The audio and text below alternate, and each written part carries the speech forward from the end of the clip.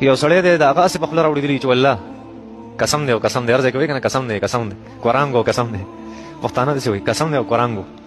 الله جل شانو فرمایي دا ستاسو زړه چې اراده نه کړې ستاسو د خولې نه قسم وځي، الله جل شانو د آخرت سزا په دې باندې تاسو له نه درکوي. کم قسم دی چې انسان په هغې ګناهګارېږي، کم قسم دی چې انسان په هغې نه ګناهګارېږي، او کم قسم داسې دی چې هغه انسان وخوري نو ماتې کړي نو بیا په هغې کې کفاره ورکوي. دلته دوه قسمه قسمونو تذکره الله جل شانو کړي. څو دوه قسمونه په درې قسمه دي. څو په درې مخکې مې درته ویلو. یو ته لغو قسم وایي، څه لغوه. یو ته هغه قسم وایي چې هغه منعقدی. یو یمین یو قسم هغه قسم غموسی.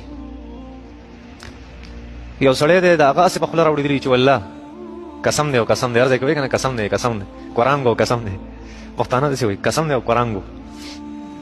نو یو سړی دی هسې عادت شوی دی او هر وخت قسمونه خوري. الله جل شانو فرمایي دا ستاسو زړه چې اراده نه کړي ستاسو د خولې نه قسم وځي، الله جل شانو د آخرت سزا په دې باندې تاسو له نه درکوي.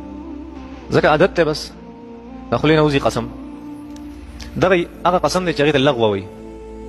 یو بل قسم دی هغې ته یمین غموس وایي. څه یمین غموس. یو کار مخکې شوی دی او ته اوس قسم خوري چې دا کار نه دی شوی، یا یو کار نه دی شوی او ته قسم خوري چې دا کار شوی. مونږ چې څه ته وایو په دروغه قسم خوړل. یو کار مخکې شوی یا نه دی شوی ته د هغې خلاف قسم وخوري، دې ته یمین غموس وایي. دا په غټو ګناهونو کې یو ګناه ده. په دروغه قسم خوړل یو کار مخکې شوی دی، په دروغه قسم خوړل دا په لویو ګناهونو کې د نبي کریم صلی الله علیه وسلم وفرمایل الکبائر الاشراک بالله. کبیره ګناهونه چې دي غټ ګناهونه چې دي هغې کې یو شرک دی، وحقوق الوالدین او د والدینو نافرماني ده، وقتل النفس یو انسان قتل کول دي، او اخري والیمین الغموس هغه قسم دی چې په دروغ انسان وکړي. نو په دغه کې د آخرت سزا ده، صرف د دنیا سزا پکې نشته. ځکه دا لویه ګناه ده او لویه سزا هغه د آخرت سزا ده. دا لویه ګناه والا الله جل شانو آخرت ته پرېښي، په دنیا کې ولا سزا الله جل شانو نه مقرر.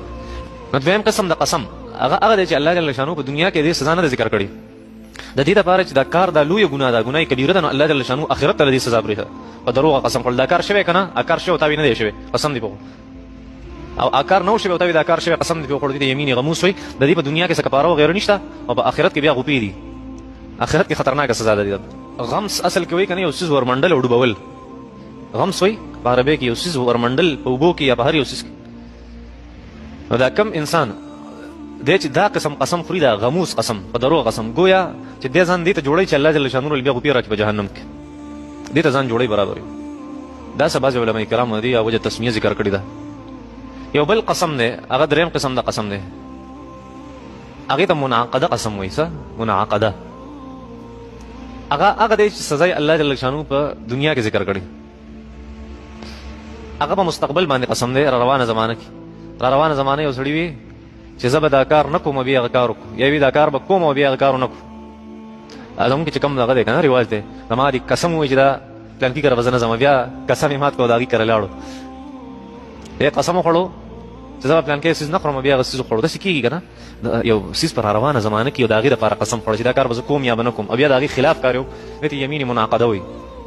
نه که چېرته د خپل قسم خلاف کار یې وکړو نو بیا به په ده باندې کفاره یي. څه وایي کفاره سره درې اپشن دي پکې. څو درې اپشن خو هغه بالترتیب دي. دا به کوي اول، که د دې وسې نه کېدو بیا دا، که د دې وسې نه کېدو بیا دا، اخري چایس پکې دا دی. نو کفاره څه شی دی چې قسم وخوړو چې روانه زمانه کې به زه دا کار نه کوم وی کو، یا وی چې کوم به وی نه کو. د لومبۍ به لسو مسکینانو ته خوراک ورکړي. من اوسط ما تطعمون اهلیکم، هغه درمیانه خوراک چې تی په خپل کور والا باندې کې. زمونږ چې کوم عام خوراک دی په کورونو کې هغه غوښه ده، غټه غوښه پخېږي او الوګان پخېږي. نو لسو مسکینانو ته به دوه ټایمه خوراک ورکړي. دا به موله ورکړي یو پلیټ ترکاري یو مسکین له، او د هغې سره به وله روټۍ هم ورکړي. هغه ته به داسې نه وایي چې ځان له ورسره روټۍ راواله، داسې به نه کوي. دا به طریقه وي. نو لسو مسکینانو ته خوراک او څو ټایمه؟ دوه ټایمه، یا شلو مسکینانو ته یو ټایم. خپل حساب وله برابروه، یا یو مسکین ته څو ورځې به شي؟ 6 ورځې به شي جی نه دوه ټایمه ټایمونه دوه دي. د روټۍ چې کوم ټایم دی 10 ورځې شوي، 10 ورځې شوي نو 6 ټایمه شو، دا به یو مسکین ته ورکړو.